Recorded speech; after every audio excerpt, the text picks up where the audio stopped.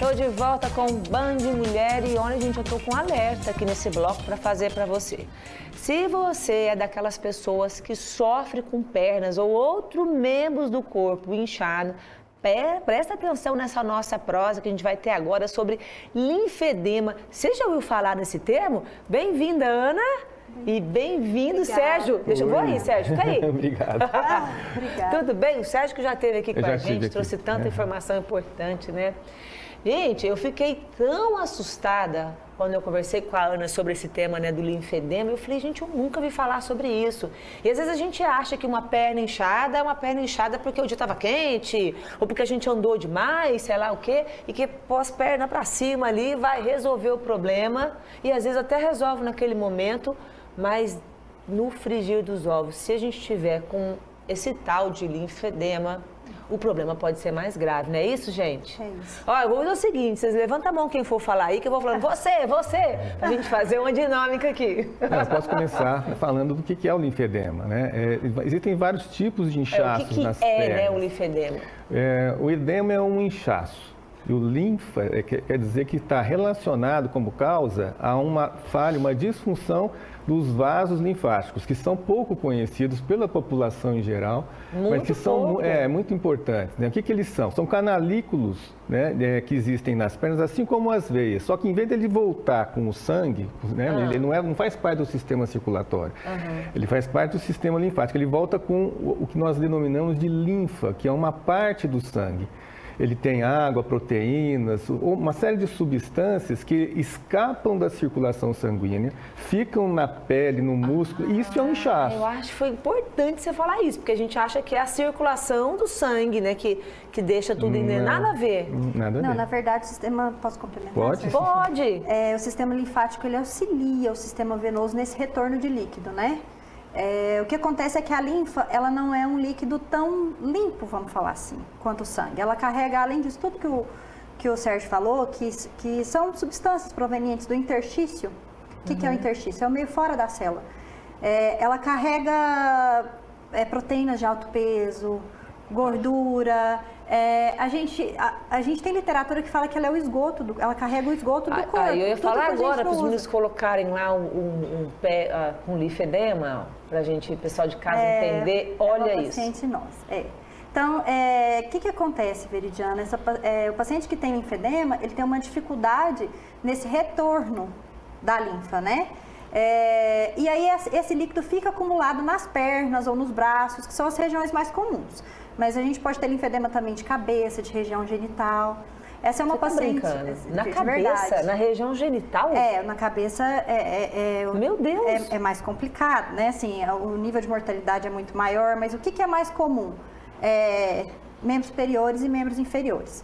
Membros superiores, o mais comum pós-câncer de mama, né? Exatamente. Pacientes que fazem esvaziamento da mama, ganglionar axilar. Então, tem que retirar o gânglio linfático. Mastectomia. Faz a mastectomia, mas junto com isso, associado a isso, o esvaziamento dos gânglios linfáticos. Que a gente costuma falar que são porteirinhas mesmo, portas por onde o líquido vai passando, à medida que vai voltando para o coração, e só no final que ele volta para o coração limpo. E essas porteirinhas têm a função de filtração, são bolinhas. A gente fala muito em ínguas, né?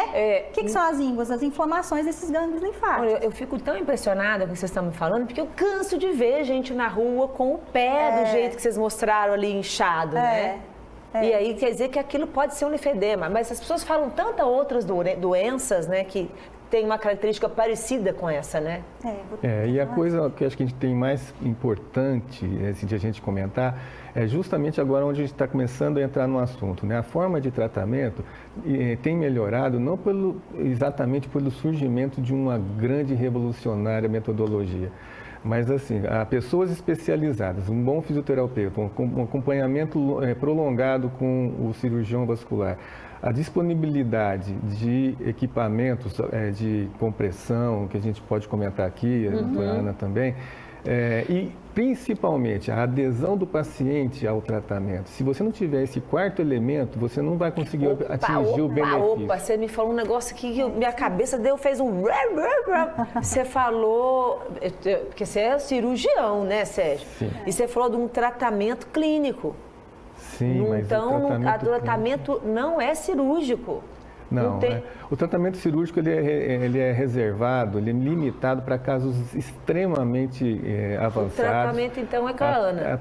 É multidisciplinar. Na verdade, a Ana, como uma representante de uma fisioterapeuta especialista em linfedema, ela é uma peça fundamental. É um tratamento multidisciplinar.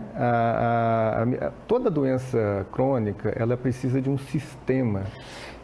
Isso é muito importante. É um negócio que você vai conviver com a vida inteira, é isso que eu estou entendendo? É uma doença que não tem cura, mas que tem controle.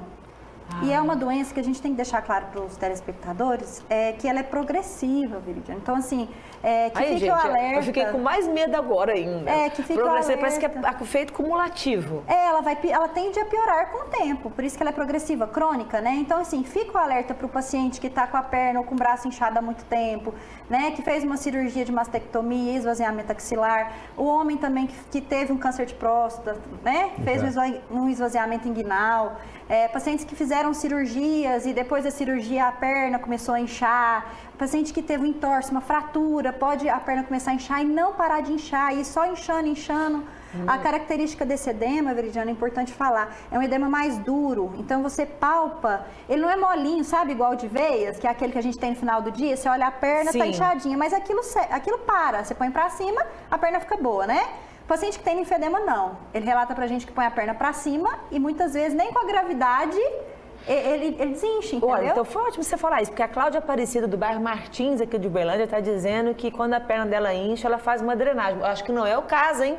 É isso? Então, o que acontece? A drenagem linfática, dentre os recursos fisioterapêuticos na minha área, que é a fisioterapia vascular, é um dos mais difundidos e mais aplicáveis. Por muito tempo, Veridiana, nós fisioterapeutas, a gente trabalhava com drenagem linfática dentro de um protocolo que chama terapia física complexa, como prioridade, sim, no tratamento do paciente. Mesmo. No paciente de linfedema. Mas, para tratamento desse paciente, a drenagem linfática isolada hoje, a gente já sabe que não surte efeito. Então, chegam nos consultórios aqueles pacientes que fazem drenagem há 6 anos e falam assim, Ana, eu faço drenagem, mas não melhora o volume, eu não desincho. Gente, isso acomete para qualquer idade. Tendo esse precedente que vocês falaram, não importa a idade, ou se agrava, por exemplo, com mulheres na menopausa, ou não tem nada na bibliografia, assim, que... Se a gente for falar todas as possibilidades, existem as congênitas, que já nascem com a genesia, só que são raras, né? Tem a doença de Milroy, que já é genética hereditária. Então, pode ser genético. Pode ser genético, mas essas são as minorias, né? A gente, a título de orientação pública, a gente acaba se focando aquelas que são a sua grande maioria. Existem pacientes que têm a primária tardia, que chega entre os 2 e os 35 anos, acima de 35 anos, mais em mulher, que já são de deficiências congênitas. Tem isso no consultório também, mas o número de pacientes com sequelas secundárias, ou a infecção, ou erisipelas na perna, por exemplo, também, ou no caso da mastectomia, é tão mais alto que eu acho que a gente poder auxiliar essas pessoas que chegam nos estágios, às vezes, iniciais ainda da doença. Quando a gente fala que é uma doença, que o tratamento é paliativo... É uma complicação, uma das possíveis complicações do paciente que tem linfedema. Então, o paciente tem alterações de pele. É uma infecção, Uma infecção. Né? Ela pode ser a causa também. Quando você tem muitas infecções na perna, cada vez que você tem uma erisipela, que é uma bactéria que infecta o sistema linfático subcutâneo, você lesa, você diminui o número de linfáticos. Aí você acaba, em determinado momento, apresentando uma deficiência linfática, também pode acontecer o linfedema. Eu tenho uma pergunta aqui. Eu só tô achando que não tem nada a ver, mas deve ter, né? É a Cláudia de Araguari, ela está perguntando assim, olha, ela tem linfedema primário, que está no início. Ela nasceu nos membros inferiores. Certo. Ela quer saber se ela pode fazer uma fertilização in vitro. Pode. Ou seja, se ela pode engravidar, é isso? Pode. No frigir dos ovos é isso que ela quer saber. Pode engravidar. Ela tem que ter um acompanhamento médico, tem que ter um estadiamento do grau de linfedema dela, porque tem estadiamentos variáveis. Tem subclínicos que nem incha, tem o grau 1, que é um edema bem discreto, ainda depressível, tem o 2, que já é aquele com alteração de pele, e o 3, que é aqueles casos absurdos. E o que a gente percebe, Veridiana? Eu tenho muitos pacientes gestantes no consultório, né? que a gestação, ela já é um fator, né, agravante para o inchaço das pernas. Eu lembro que minhas pernas ficavam inchadas todo dia. Para um paciente que tem doença de veias. O sistema venoso e linfático, eles estão associados. Todo esse líquido limpinho, ele vai desembocar no sistema venoso para depois pro coração. Então, assim, tratar o sistema venoso e o linfático ao mesmo tempo são importantes. A paciente que tem linfedema, que quer engravidar, ela tem que ter um acompanhamento mais específico, tanto com vascular, que ela tem que fazer uso de meias, né, de compressão, né, para evitar complicações. Eu tenho uma pergunta aqui da Cíntia Castro, ela não fala se ela tem linfedema, ela é de Uberaba, ela só quer diminuir o inchaço e dor nas pernas. É uma... Aí, inchaço e dor nas pernas é mais amplo, né, Sérgio? Pode ser que seja pode linfedema. Pode ser por um problema venoso, pode ser por um problema circulatório, pode ser um trauma, pode tem que fazer um diagnóstico diferencial, né, para você saber qual a causa vascular, desse edema, desse inchaço. Provavelmente você deve ter um inchaço de causa venosa, da dificuldade do retorno venoso e não do linfático, ou associado. Mas isso aí tem que fazer o diagnóstico e aí atuar nesse sentido. O tratamento é completamente diferente. Ah, ótimo. Do linfedema. Então eu quero fazer o seguinte, para a gente fechar rapidinho, um recado seu para que a gente possa colocar isso nos nossos exames. Eu acho que um recado que eu gosto de dar para a população, quando a gente descobre que uma doença crônica é de difícil tratamento, os pacientes costumam chegar assim, sabendo que não tem mais jeito de tratar. Não existe como melhorar. Isso tem que chegar com essa expectativa. E nós estamos no mês de conscientização do linfedema, por isso o tema, né? Então, fisioterapia vascular para linfedema não é drenagem. É fisioterapia, terapia física complexa, enfaixamento, exercício, orientação e drenagem, um monte de coisa. E comportamento, alimentação, todas as outras coisas, né? Exercício. O paciente tem que ser o protagonista da doença dele, ele tem que cuidar. Adorei, Ana, te conhecer. Sérgio, obrigada. Obrigado, eu que agradeço. Vamos ficar alerta, né? Você fica agora, então, programação aí da rede, vem a Kátia Fonseca, Melhor da Tarde, e a gente se encontra amanhã no Sextou aqui do Band Mulher, né? Obrigada pela sua audiência, beijo e até lá.